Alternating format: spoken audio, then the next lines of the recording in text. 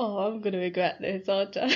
I never used to have body confidence issues, but I mean, it doesn't help that I've been on bed rest for so long and I haven't been able to push my hair the entire time. So it's really mattered. And earlier today I was around some onions.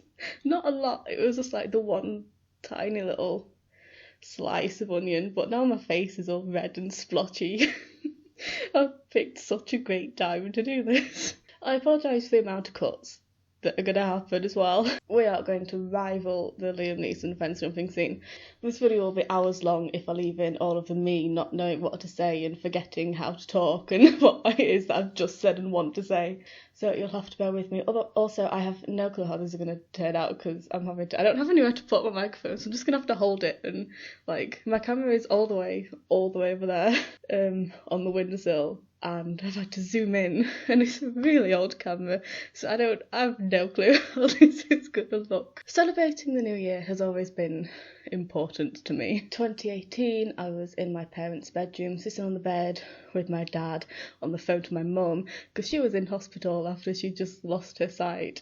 2019, I didn't bother because my granddad had died like 2 days before. And it's really hard to wish each other a Happy New Year when that year is gonna start with funeral arrangements and like it just wasn't a Happy New Year, was it?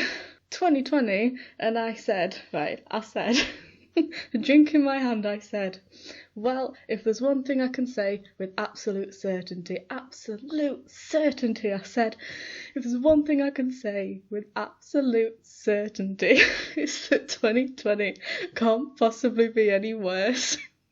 And I don't know what possessed me to say that. So that was my fault. I should have known better, but anyway, one pandemic, a potential mini stroke, a minor car incident, and second and third degree burns all down my legs later. Here I am. I'm not making that mistake again. 2021 is gonna be whatever it is. So instead of saying something utterly stupid like last year, let's just talk about the stuff we actually have to look forward to next year. We of course have the real-time DVD coming out. I'm so excited for that. So the film happens in real time, right? Is that what they said?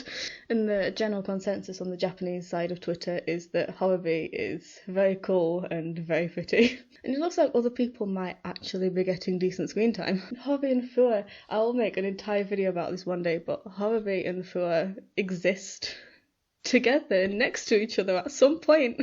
I really thought that Horobi and Fua were going to be going somewhere in the series. But it feels like all the way through the series with Horobi, it's like the Vulture from Brooklyn Nine-Nine. You know, he'd set it up and then someone else would swoop in and take over the rest of the storyline. So I'm really happy that they get to exist next to each other for a little bit. Also, Horobi jumps off a building. I feel like I read that Horobi and Jin have a father-son rider kick at some point, but I don't know how true that is. Whatever happens in the film, I'm excited. I made a drinking game list for it, but I don't know, I'm kind of feeling a bit optimistic. I think all the other stuff that happens in the film is enough to get through all of the bits that I'm just really, really bored of at the moment. I know a lot of it is bloody Adato being upset over Izu again, and that's just so old at this point. I feel like there's enough other stuff to keep me interested in the film, because you have Horobi and Fua together, and apparently there's a Horobi and Jin rider kick. I'm not entirely sure. There's that amazing scene with the 5 of them, like a bloody Sentai series, and Naki and Yua seem to have adopted Chester, so that's nice. Like, everyone seems to be doing something. Also, apparently Ikazuchi drives a truck, and I'm oddly excited for that. Probably tiny little bit. We have Hakuoki, Hakumayu, the Hakuoki musical. First of all, like, I know that I started off as a Butai person, so obviously Shogo coming back as Kazama is so exciting. Because he was in it originally, and he did like God knows how many, a lot. And then he stopped doing it, and it was all really sad. And no offense to everybody else who came afterwards, but he really is the best Kazama. Shogo, Suzuki Shogo, Shinken Green, him. Not only that, the Shinagawa's in it. I mean, how amazing is that? I'm playing at Soma's Route on the channel. Hopefully, I can get through it before the musical comes out, because I want people to know the story. Even if just one person gets something out of it, then I'll be happy. He's playing Miki Saburo, who, like, I wouldn't say is a major character, and I feel like he probably could. Like, he's someone who doesn't need to be there, I would say, but a specific thing happens to him in Soma's Route that doesn't happen in the other ones. So I'm not saying that that's definitely what happens, but like, I find it odd that he's in it if the certain thing that happens to him doesn't happen. So the premise is that there are these things called Furies that are basically vampires, white-haired, bloodlusting vampires. And Miki Saburo becomes one in Soma's Route, but I don't think he becomes one in any other route. So I'm definitely not saying that's going to happen, but I'm just saying it's a fun coincidence, and I don't know, I kind of hope it does. I kind of want to see Shinagawa act as a Fury. I'm watching like V Cinema. I feel like this is the first time I've ever said, oh, I hope this character gets a V Cinema, and then they did.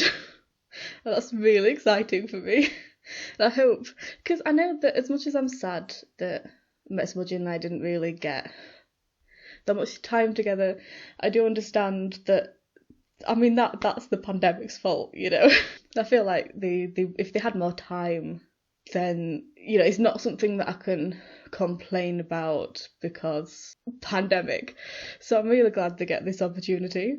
I wonder if I could make an entire video about this one tiny teaser. I mean, first of all, there's this guy who sounds like Yotagaki, says to Jin that he's there to retrieve him, and everyone's in their original Metsubo Jinnai outfits. Well, no, Ikazuchi and Naki are in their Metsubo Jinnai outfits, and Jin and Horobi are in their new ones. It seems very Taken-ish. Really looking forward for that. So anyway, those are the three things that are going to get me through 2021, at least the first half of 2021. I can't believe we had to wait this long for Horobi content, but there we are.